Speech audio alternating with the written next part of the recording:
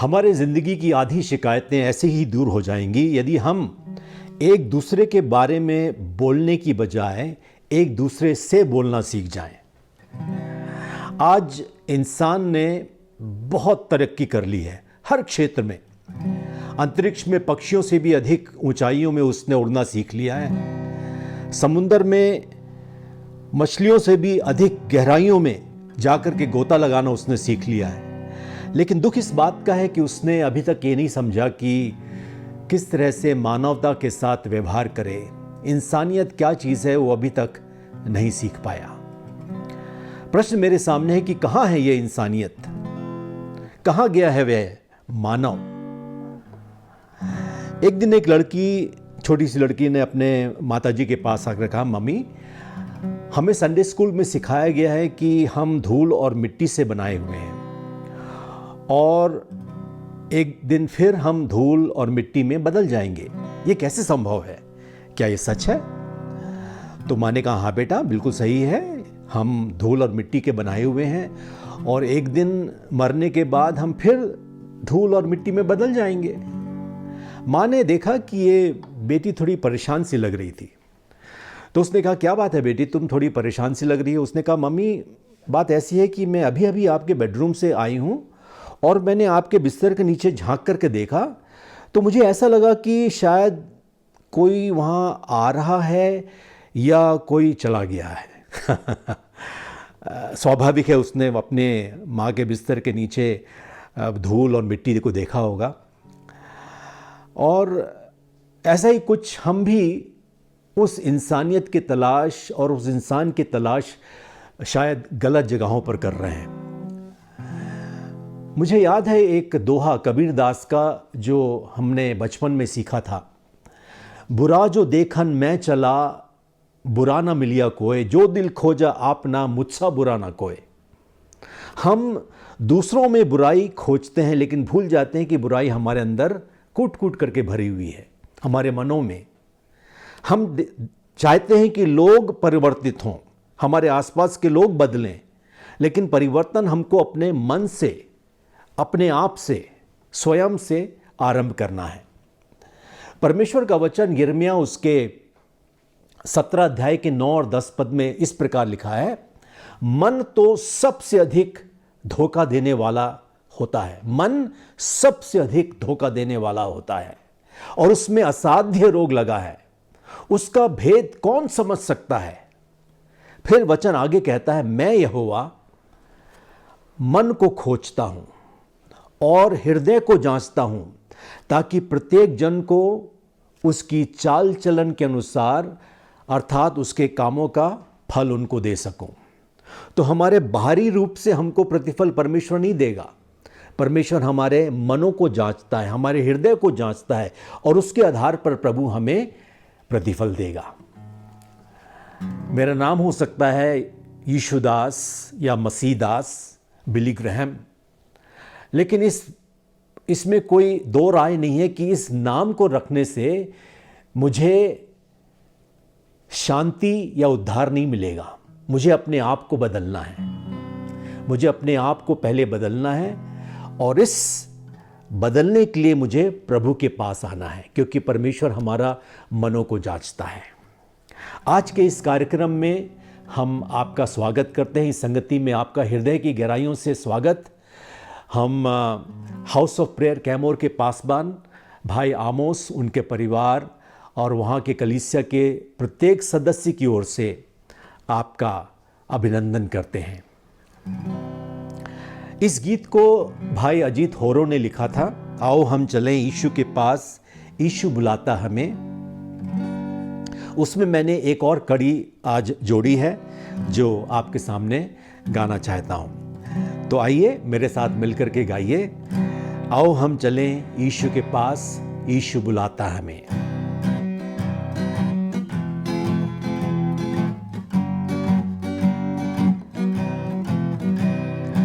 आओ हम चलें यीशु के पास, यीशु बुलाता हमें, यीशु बुलाता हमें, यीशु बुलाता हमें। आओ हम चले यीशु के पास, यीशु बुलाता हमें, यीशु बुलाता हमें, यीशु बुलाता हमें।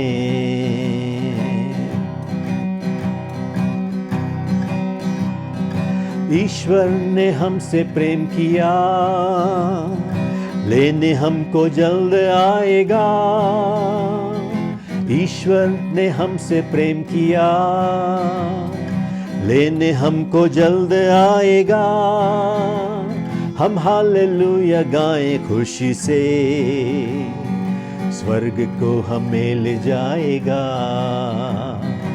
आओ हम चले यीशु के पास, यीशु बुलाता हमें, यीशु बुलाता हमें, यीशु बुलाता हमें।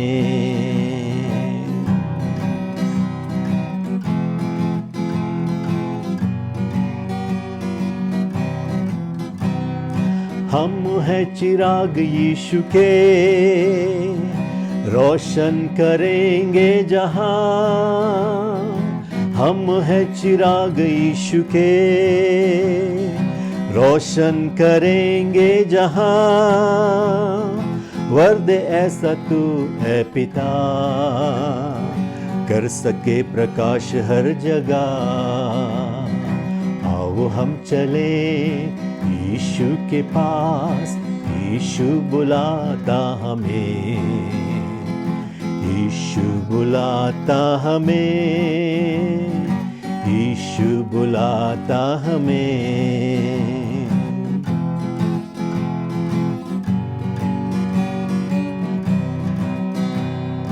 यीशु जगत की ज्योति है, मार्ग सत्य और जीवन है।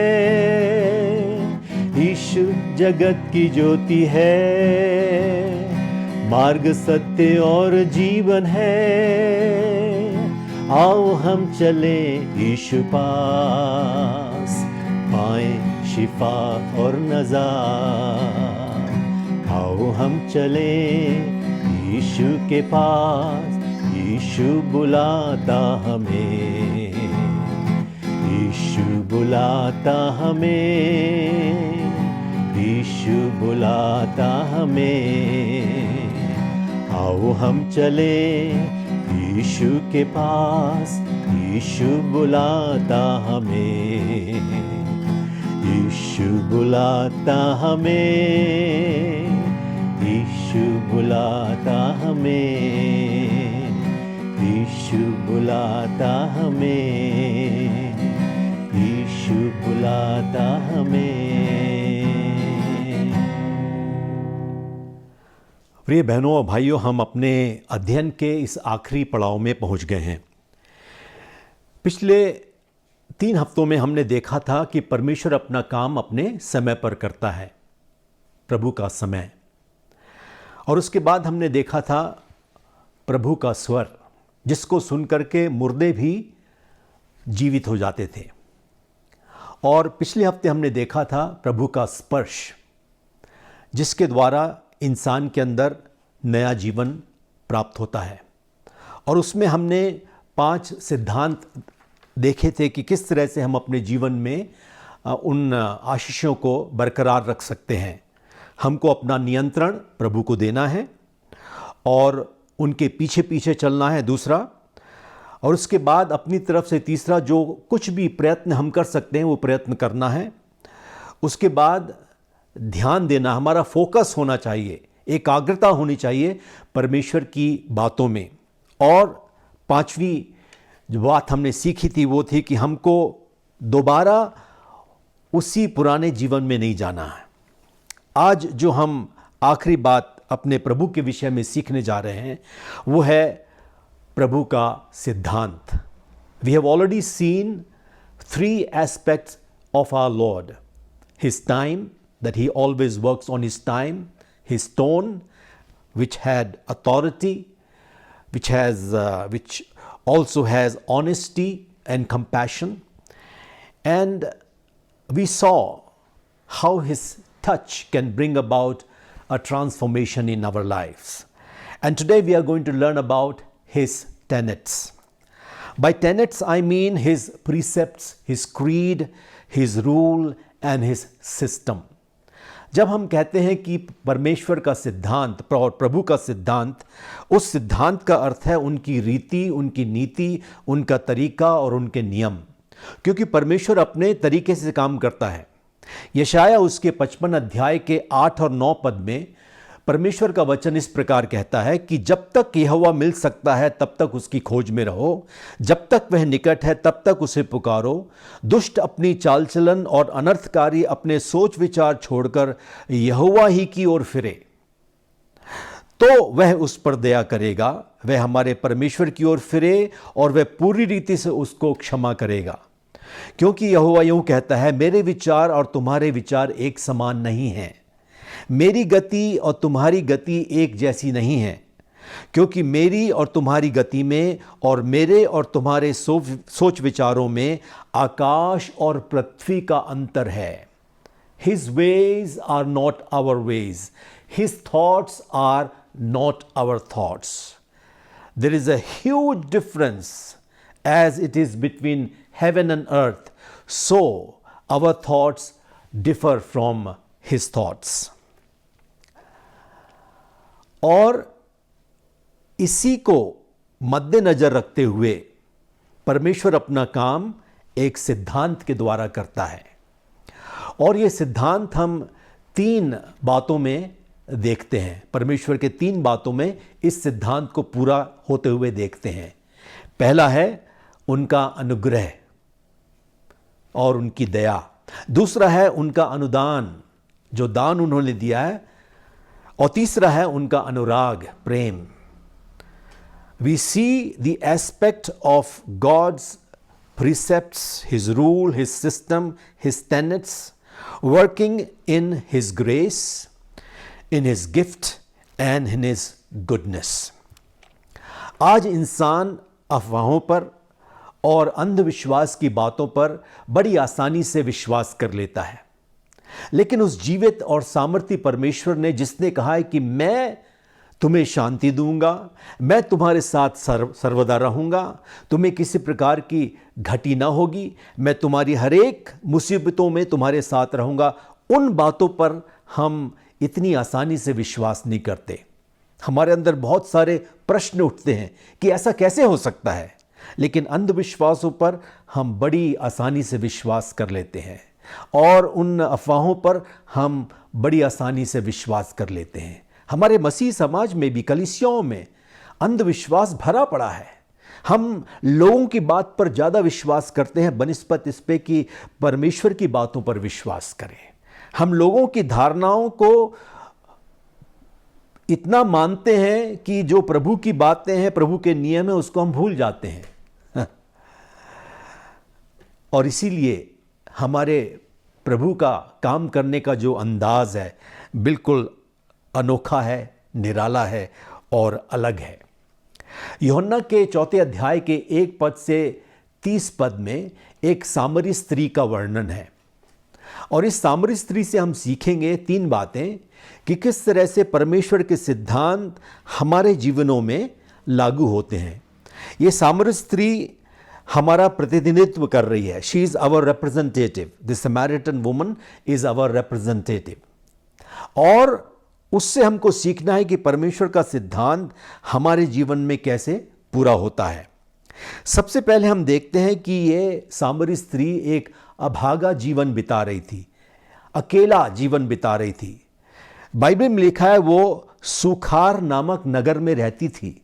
शायद उसके घर के चारों ओर बहुत से घर होंगे और उसका आना जाना भीड़ भाड़ वाले इलाकों में होगा, लेकिन फिर भी वो बिल्कुल अकेली थी, बिल्कुल अकेली थी। आज हम इंसान हर तरफ से, हर चीज़ों से हम घिरे हुए हैं। सुख की चीज़ें हमारे चारों ओर हैं, हमारे लोग हमारे चारों ओर हैं, हमारे पड़ोसी हमारे चारों ओर हैं, लेकिन फिर भी आज इंसान अपने आप को अकेला पाता है, और ये बहुत ही दयनीय स्थिति है। यशाया उसके 59 अध्याय के 2 पद में लिखा है, तुम्हारे अधर्म के कामों ने तुमको तुम्हारे परमेश्वर से अलग कर दिया है। हमारे काम ने, हमारे अधर्म के कामों ने हमको हमारे परमेश्वर से पृथक कर दिया है, दूर कर दिया है। और आगे लिखा है, तुम्हारे पापों के कारण परमेश्वर ने अपना मुंह इस तरह से छिपा लिया है कि जब हम उसको पुकारते हैं वो हमारी सुनता ही नहीं है। इसी तरह से हमारा जीवन व्यतीत हो रहा है। This Samaritan woman lived a life of isolation, though she was surrounded by people and things, but yet she was miserable person. भजन 66 और उसके 18 पद में लिखा है, यदि मैं मन में अनर्थ बात सोचता, करने की बात नहीं कर रहे हैं, सोचने की बात कर रहे हैं, यदि मैं मन में अनर्थ बात सोचता, तो भजन का लिखने वाला कहता है, तो प्रभु मेरी नहीं सुनता। याद रखिए, केवल काम करने के द्वारा ही हम परमेश्वर से दूर नहीं हो जाते, हम अपने सोच विचारों में भी परमेश्वर से दूर हो जाते हैं और परमेश्वर हमारी नहीं सुनता। हम मांगते हैं, हमको नहीं मिलता, क्योंकि हमारे सोच विचार गलत हैं। और इस तरह के अभागे जीवन से हमको बचाने के लिए परमेश्वर का सिद्धांत हमारे जीवन में कार्य करता है। दूसरी बात जो हम इस स्त्री से सीखते हैं वो है कि वो अपना जीवन अज्ञानता में बिता रही थी। अभागा जीवन, दूसरा अज्ञानता का जीवन।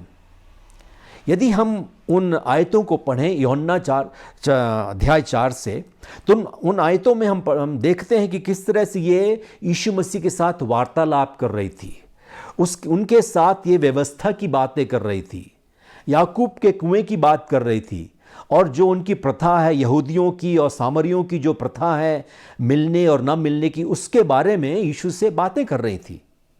लेकिन वो अज्ञान थी अपनी स्वयं की दशा से।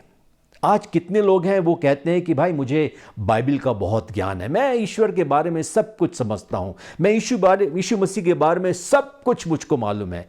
लेकिन आज भी वे लोग अज्ञानता का जीवन बिता रहे हैं और वो अभागा जीवन बिता रहे हैं। यशाया उसके 5 अध्याय के 13 पद में लिखा है, अज्ञानता के कारण मेरी प्रजा बंधुआई में जाती है, क्योंकि हमारे अंदर ज्ञान नहीं है, ज्ञान की कमी है, हम अज्ञानता से जीवन बिता रहे, इसलिए हम बंधुआई में रहते हैं। हमारे पास कोई स्वतंत्रता नहीं है, छुटकारा नहीं है हमारे पास, जो खुशी होने चाहिए वो नहीं है। क्यों? क्योंकि हम अज्ञानता का जीवन बिता रहे हैं। सोचते तो हैं कि हमको सब कुछ मालूम है, लेकिन वास्तव में हम उसको नहीं जानते। होशे उसके 4 अध्याय के 6 पद में लिखा है, ज्ञान के न रहने से मेरी प्रजा नष्ट हो गई है।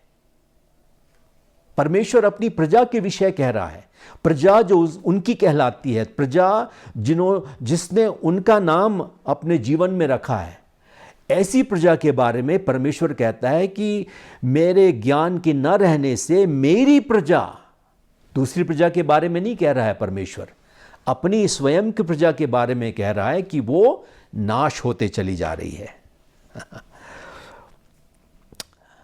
आज अनेक लोग हैं, जैसा मैंने कहा, कि वो समझते हैं कि उनको सब कुछ मालूम है, लेकिन सबसे अहम बात उनको नहीं मालूम कि उनके जीवन में शांति नहीं है, क्योंकि उन्होंने शांति के स्रोत को अपने जीवन में नहीं अपनाया। इफिसियों उसके 2 अध्याय के 8 और 9 पद में प्रभु का वचन इस प्रकार कहता है, क्योंकि विश्वास के द्वारा अनुग्रह ही से तुम्हारा उद्धार हुआ है, और यह तुम्हारी ओर से नहीं, वरन ये परमेश्वर का दान है, और न कर्मों के कारण, ऐसा न हो कि कोई घमंड करे। This woman lived a life of isolation, and this woman, secondly, she lived a life of ignorance. Thirdly, she lived a life of inconsistency. उसका जीवन अभागा था, उसका जीवन अज्ञानता से भरा हुआ था, और तीसरी बात, उसका जीवन अस्थिर था। आज इसके साथ, कल उसके साथ, परसों और किसी के साथ, इसका साथ छोड़ करके और कुछ काम करना, इस तरह का अस्थिरता का जीवन वो बिता रही थी। आज कितने इंसान हैं, कितने लोग हैं जो 2 नावों पर पैर रख करके अपनी मंजिल की तरफ जाना चाहते हैं। क्या यह संभव है? नहीं है। हमको निर्णय लेना है कि हम कहां पर हैं। मत्ती रचित सुसमाचार उसके 12वें अध्याय के 30 पद में प्रभु का वचन कहता है, प्रभु स्वयं कह रहे हैं कि जो मेरे साथ नहीं है वह मेरे विरोध में है, जो मेरे साथ नहीं बटोरता वो बिखेरता है। तो या तो हम प्रभु के साथ हैं या उनके विरोध में हैं, बीच का कोई रास्ता नहीं है। इस तरह का अस्थिरता का जीवन बिताना, कभी हम परमेश्वर के पास इतने भक्ति के साथ आते हैं और फिर उनको भूल जाते हैं, फिर पाप में गिर जाते हैं, फिर प्रभु के पास आते हैं, फिर पाप में गिरते हैं, प्रभु मुझे माफ कर, फिर प्रभु के पास आते हैं। इस तरह का अस्थिरता का जीवन बिताना हमारे लिए कोई आश्चर्य का कारण नहीं रहेगा। इसीलिए परमेश्वर ने अपने सिद्धांत को यहां पर लागू किया है। कौन सा है परमेश्वर का सिद्धांत? पहला, अनुग्रह। उनका अनुग्रह, उनकी दया और किसी इंसान के अनुग्रह के समान नहीं है, उनकी दया के समान नहीं है। यदि आप वचन पढ़ें यूहन्ना 4 अध्याय के 4 पद में, वहां पर लिखा है, उसको सामरिया से होकर जाना अवश्य था। याद रखिए, यीशु मसीह यहूदिया से गलील की ओर जा रहे थे और बीच में पड़ता है सामरिया। उन दिनों में जिस किसी को यहूदिया से गलील की ओर जाना हो या गलील से यहूदिया की ओर आना हो, वो कभी भी सामरिया से होकर के नहीं जाता था। वो शायद इधर का रास्ता या उधर का दूर का रास्ता ले करके जाता था, क्योंकि उनका ऐसा मानना था यदि वो सामरिया से होकर जाएगा तो वह अशुद्ध हो जाएगा, अपवित्र हो जाएगा। लेकिन यहां पर परमेश्वर का अनुग्रह हम देखते हैं कि परमेश्वर ने, यीशु मसीह ने कहा कि उसको सामरिया से होकर जाना अवश्य था।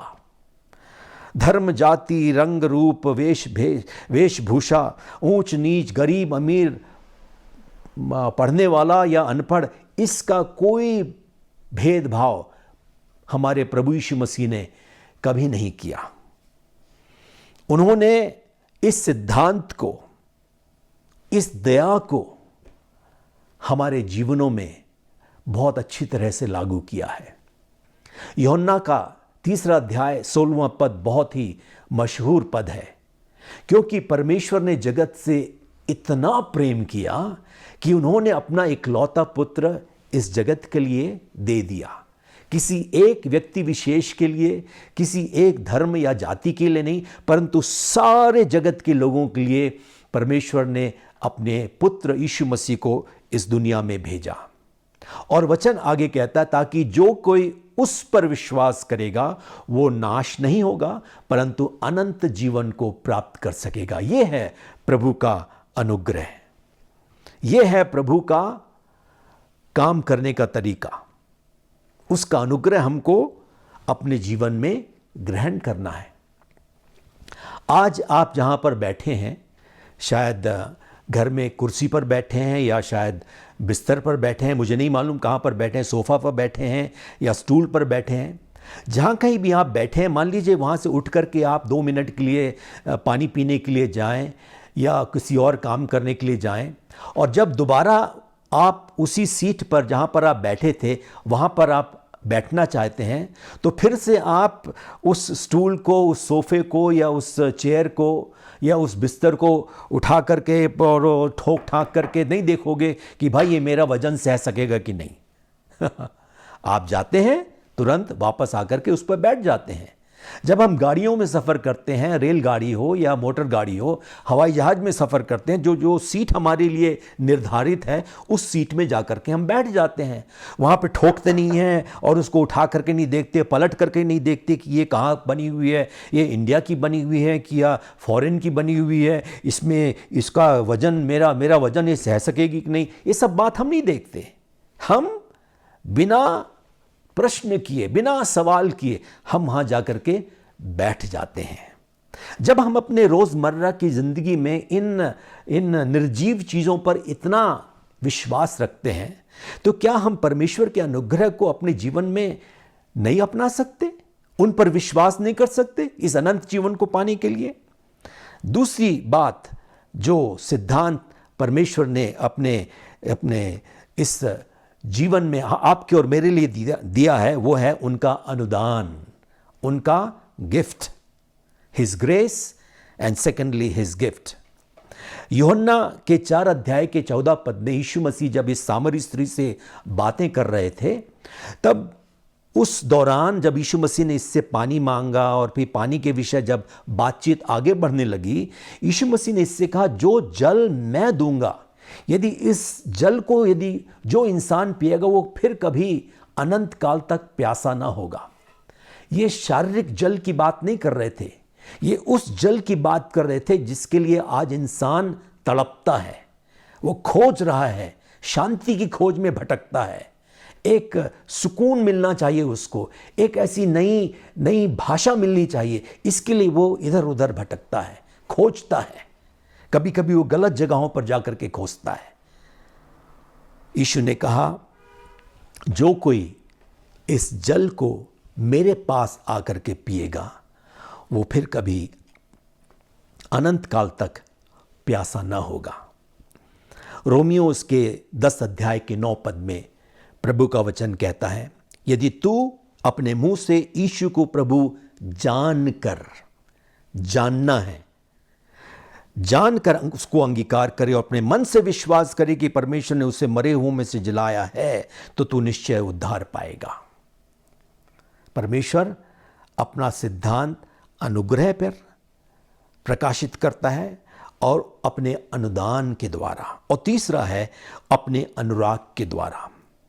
यदि आप इस सामरी स्त्री के बारे में पढ़ेंगे, जब वो बातें कर रही थी यीशु मसीह के साथ, यीशु मसीह ने उसको कभी दुत्कारा नहीं, उसको भला बुरा नहीं कहा, उसको नहीं कहा कि तू पापनी है, तू ऐसा करती है, वैसा करती है, तेरा जीवन बिल्कुल बदतर, ऐसा कुछ नहीं कहा। उसके साथ प्रेम से बातें किया, और वो प्रेम था जिसने इसके जीवन को बदल दिया। आज भी परमेश्वर अपना प्रेम आप पर और मुझ पर इस रीति से प्रकट करता है कि जब हम पाप की अवस्था में थे, तभी यीशु मसीह ने अपनी जान को हमारे लिए दिया, ताकि उसके प्रेम को हम अपने जीवन में ग्रहण करें, उनके दिव्यता को अपने जीवन में ग्रहण करें, और परमेश्वर के समान हम परमेश्वर की समीपी में जाएं और उनकी उपस्थिति में रहें। इन 3 बातों के कारण परमेश्वर ने अपने अनुग्रह को, अपने अनुदान को, अपने अनुराग को इस स्त्री पर प्रकट किया, और इसका प्रतिफल मालूम क्या था? उसकी पहचान बदल गई, उसका परिधान बदल गया और उसको नई परिभाषा मिली।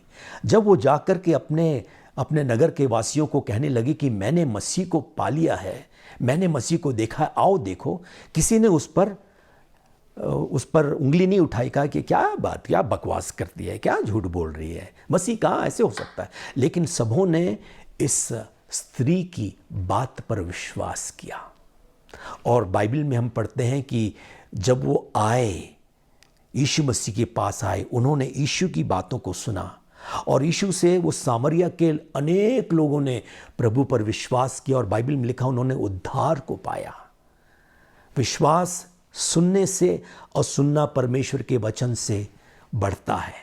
जितना हम परमेश्वर के वचन को सुनेंगे, हमारा विश्वास उतना जागृत होगा, और फिर अनुग्रह के द्वारा हम अपने जीवन में इस नई परिभाषा को प्राप्त कर सकते हैं।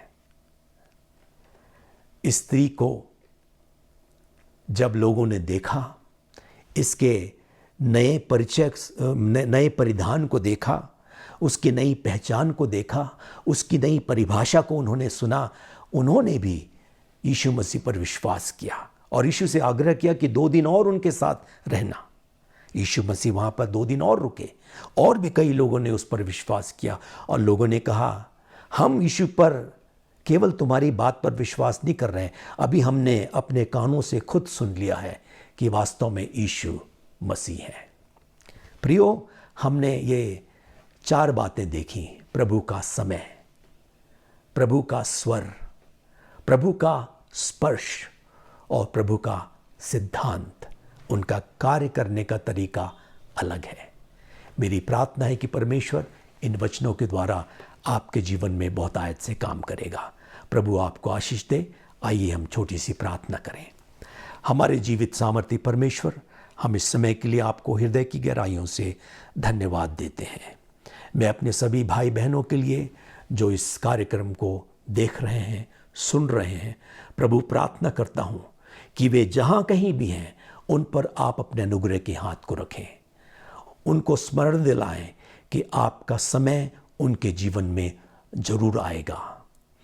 आपका स्वर वे सुने, आपका स्पर्श उनको मिल सके। और मेरी प्रार्थना प्रभु कि आपके जो सिद्धांत हैं उनके जीवन में कायम हो सके। सबको आशीष दे। फिर से मिलकर के आपकी संगति में बैठने का और आपके वचन से सीखने का अवसर हमें प्रदान करें। उस समय तक हम आपके अनुग्रह के अभिलाषी हैं। प्रभु यीशु मसीह के सामर्थ्य नाम से इस प्रार्थना को हम मांगते हैं। सुनो ग्रहण कर पिता। आमीन। सबको जय मसीह की।